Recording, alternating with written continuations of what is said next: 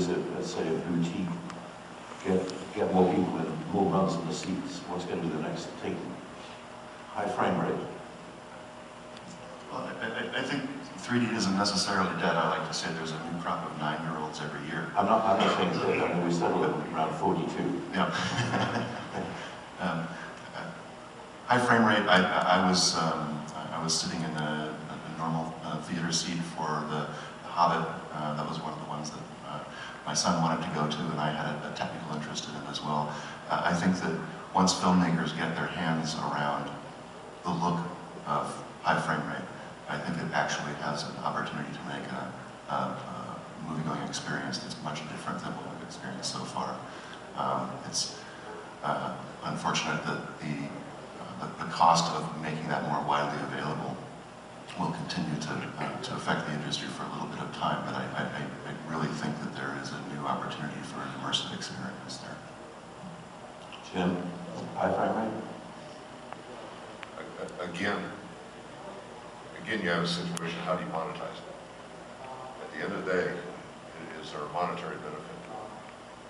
The concern that we have is very simply, we would like to see a resolution to be blunt, not to be redundant, the spatial resolution level. Are we 2K, are we 4K, what are we doing? A couple of weeks ago I saw an interesting presentation where the speaker announced that 4K was only beneficial to the first few rows of seats in the theater, which when I turn that around as a customer to the theater operator, I'm being told my first few rows in the theater are the worst seats in the house. And I fall back to it, you know, when you and I have known each other for a long time. We ran a lot of 70mm, and the reason we did is because it put a hell of a picture on the screen, and people reacted to that.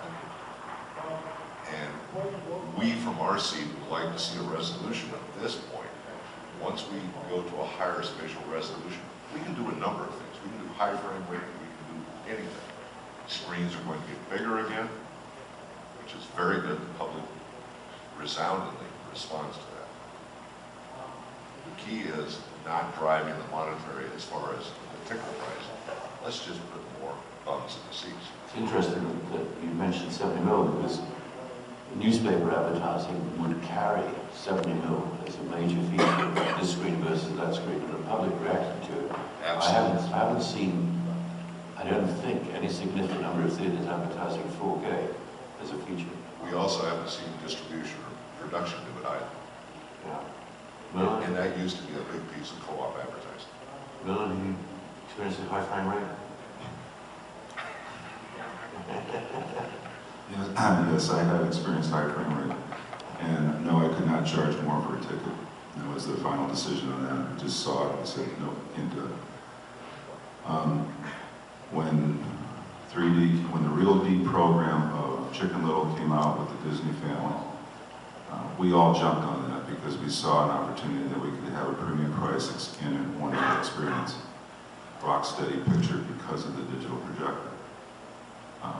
That's good, and there's more of that going on, and there should be more of that going on. And we built theaters, a normal 10-plex, at least 3 of the screens would be equipped for 3D.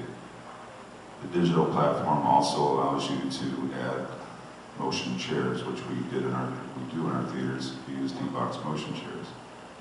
And we were surprised that we could also add a premium price and not affect customer satisfaction, actually increase customer satisfaction. And our occupancy rates on our D-Box chairs were sometimes double, and in certain cases triple what our normal occupancy rate was for that particular auditorium. Very happy with the program. We need more of that. High frame rate, you know, okay, if you want to do it, fine.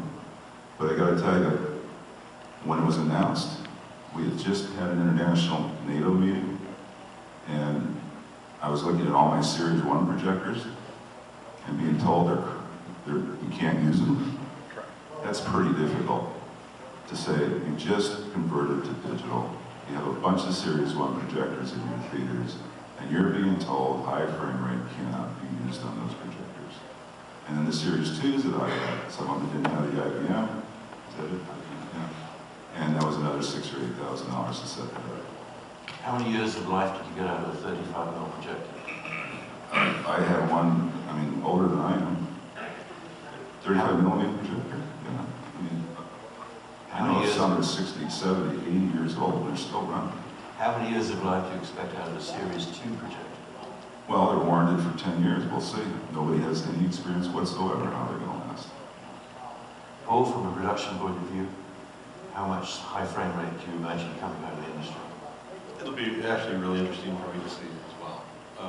You know, kind of go back to the story of the comfortable chair thing. I mean, certainly what drives us and why we make movies is about having the right story. And, you know, there's an old, you know, Tim's point about monetizing things, there's an old quote from Walt that I use a lot, maybe a paraphrase of it, which is, if you take care of the quality, the money will come. So if you take care of the quality, the money will come and the money will follow. If we look at high frame rates, you know,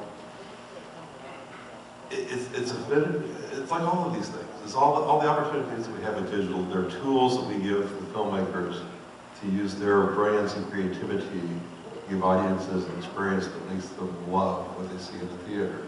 And I think certainly there are filmmakers involved and interested in high frame rates who I would never bet against. They seem to always do it really well and really right. So, I don't know. I think there's a lot of opportunities. High frame rates isn't anything that I'm particularly focused on as being interesting, but I think other people will probably make my genre, and I look forward to that. John, I wanted to quickly go back to the obsolescence of Series 1. The Series 1 projectors won't display a 4K picture either, so if your goal is increased spatial resolution, you're still buying new equipment. And to really get the best out of 4K, the 250 megabit rate really isn't enough. And so a higher bit rate delivery that the high frame rate pipeline allows also allows a higher bit rate to deliver actual 4K resolution, even to standard frames in the theater. So this general trend toward a wider pipeline helps both the quest for spatial resolution as it simultaneously helps temporal resolution. Joe, how is high frame rate in Europe? Yeah, we had an interesting experience in Germany. We started to propose the upgrade, high frame rate upgrade solutions to our customers in February last year to be ready in time for The Hobbit, to use it how it will be in high frame rate. And really nobody reacted. They know there will be one movie, so there was no real interest. And then, 1 month before the release, there was one major exhibitor doing massive advertising, high frame rate theater, and then it was just a hype, and we were not able to get the products in time. Yeah? So this is really showing that it's about marketing. How you market technology. Yeah? And there I think a lot of things to do, I think, from the exhibitors to be aware that every investment that you are doing, you have to tell the story, you have to bring it to the customer, you have to explain it to the customer. And the experience in Europe with the customers who are doing that, getting more money out of it because they take €1 more. But it's that's still a learning curve, I think, to take really advantage of the potential of the technology by telling a story. Any premium charges? Yes, a lot of customers took more to be €1 more for high-rate frame rate theaters. We see this again now with new sound systems. So we did about 10 systems, Dolby Atmos and Micro Hour in Europe, and most of the customers taking some more money for it. And another trend is that the mix of new technologies, high frame rate, D-Box motion seats, and Dolby Atmos or Micro Hour.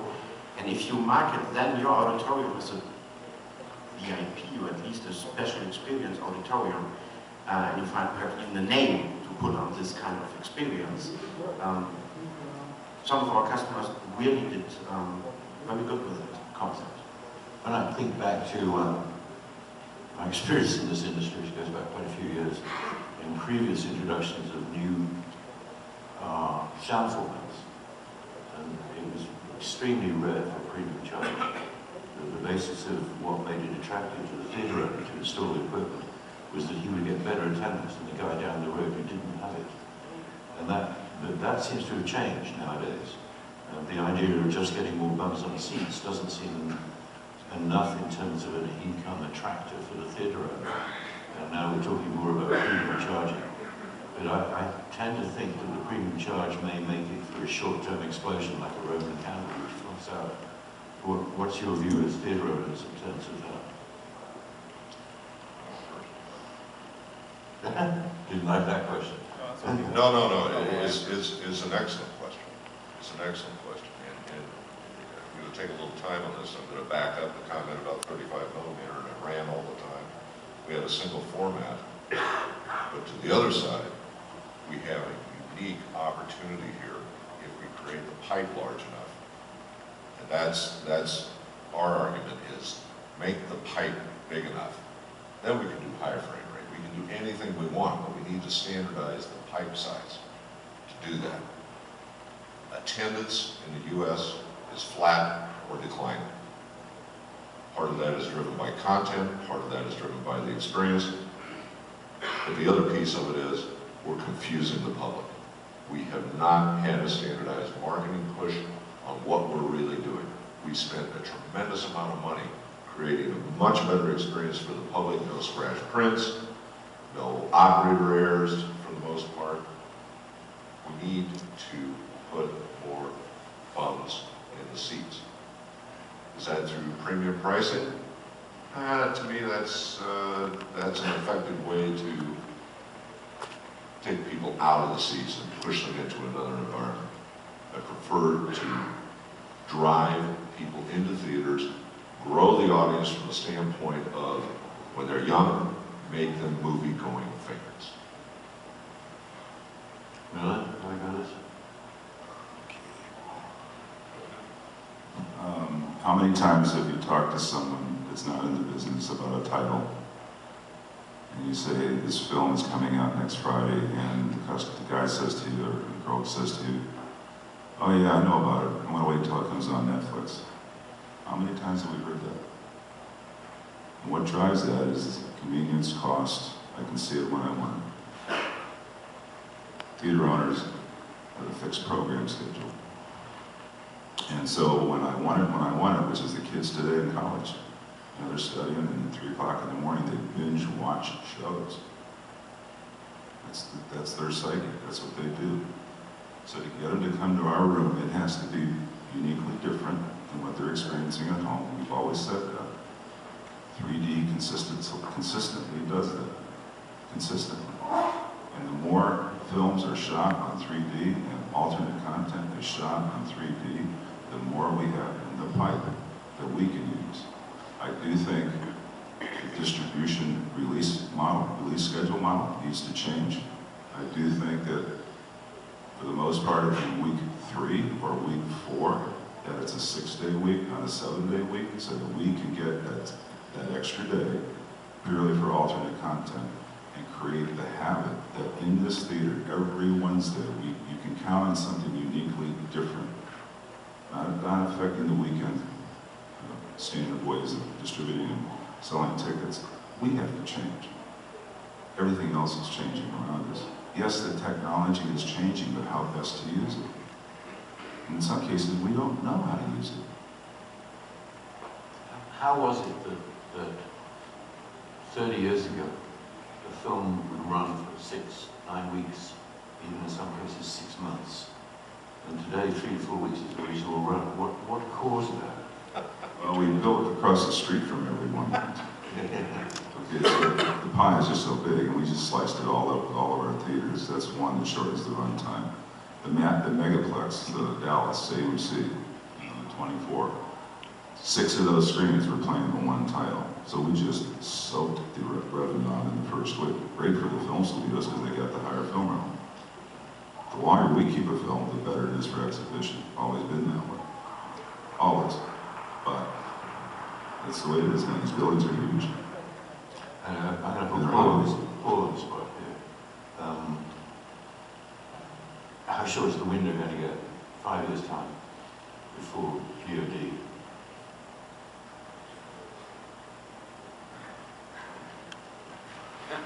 I don't think that's really something I should guess about.